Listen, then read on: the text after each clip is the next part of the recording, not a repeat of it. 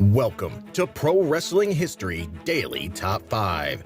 I'm your host, the eclectic gentleman, Stephen Watts, and join me as I count down the top 5 moments for this day in pro wrestling history. But before we get started, don't forget to like, share, and subscribe. And without further ado, let's get our wrestling history on. Number 5, 1986. Buddy Roberts defeats Terry Taylor in Oklahoma City, Oklahoma for the UWF television title. Number 4, 1998. In one of the more memorable moments of Raw, Steve Austin drove a Zamboni, used to clean ice at hockey games, out to the ring in Detroit, Michigan, in order to burst past security and dive into the ring onto Vince McMahon. McMahon had been gloating over possessing Austin's Smoking Skull WWF title belt since Kane and The Undertaker had pinned Austin for it the night before. The sight of Austin driving the Zamboni backstage and accidentally knocking down the lighting fixtures and going to the ring would be replayed countless times on WWE programming. Number 3, 1985.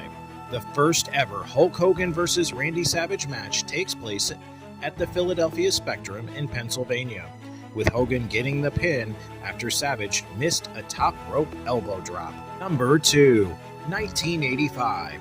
The AWA holds the first ever Super Clash event at Comiskey Park in Chicago, Illinois, with participation from the NWA, All Japan, and World Class.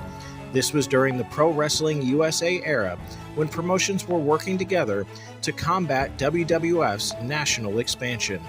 The show drew over 21,000 fans, and the 13-match card saw 9 different title matches. Number 1, 1901. Artin Ekizan is born, better known by his ring name Ali Baba. Ekizan began his amateur wrestling career while serving in the United States Navy.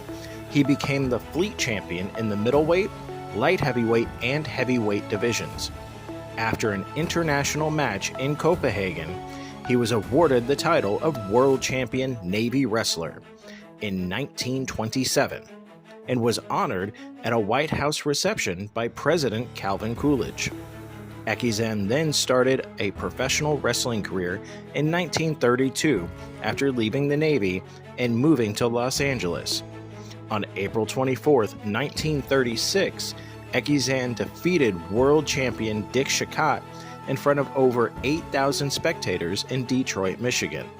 A rematch took place on May 5th in Madison Square Garden, which he won again and was formally declared World Heavyweight Champion. And that's our list. Make sure to comment below what you feel was the number 1 moment for this day in pro wrestling history.